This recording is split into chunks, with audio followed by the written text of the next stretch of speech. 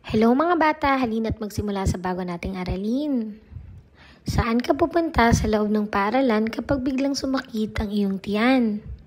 Saan ka naman pupunta kung nais mong bumili ng pagkain? Ang ating mensahe ngayong araw na to ay mayroong iba't ibang lugar sa loob ng ating paaralan. Oras na para balikan natin ang mga lugar sa paaralan na ating tinalakay kahapon. Ulitin nyo nga ito mga bata. Narito pa ang iba pang lugar sa loob ng paaralan. Klinika, dito dinadala ang mga batang sumasama ang pakiramdam. Palaruan, dito naman nagpupunta ang mga batang nais maglaro. Kantina, kung saan bumibili ng mga pagkain ang mga estudyante. At mayroon din namang guidance office.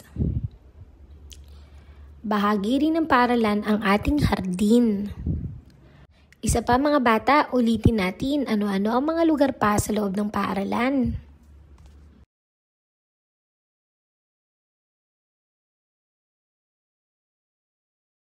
Ngayon, oras na para sa gawain. Kulayan at bakatin ang mga salita ng mga lugar sa loob ng paaralan. Halina't ating balikan. Ano ang tunog ng letrang K?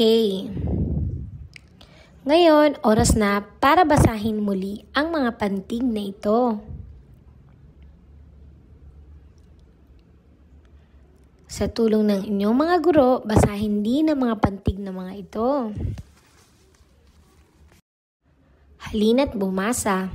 Ako, ako, ika, ika, sako, sako, kama, kama, kami, kami, kasi, kasi,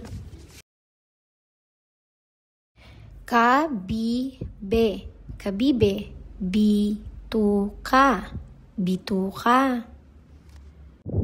Ang keso. Ang keso. Ngayon, oras na para sa gawain. Bilugan ang simulang pantig ng mga larawan. Halina't balikan ang iba't ibang mga hugis. Ano-ano ang mga hugis ng mga bagay na ito, mga bata? Isa-isahin nga at sabihin.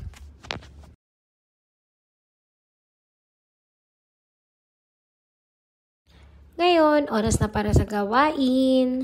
Bilangin ang bawat hugis. Isulat ang bilang sa ibabang bahagi.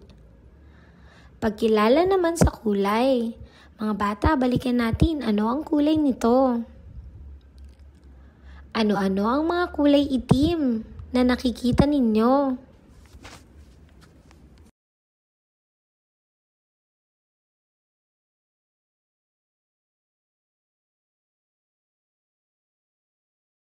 Ngayon, oras na para sa gawain. Bilugan ang mga bagay na kulay itim at bakatin ang salita sa ilalim.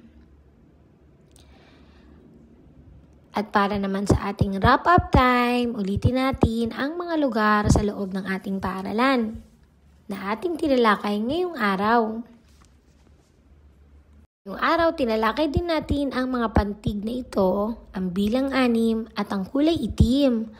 Mahusay mga bata. Hanggang sa muli nating pagkikita. Paalam!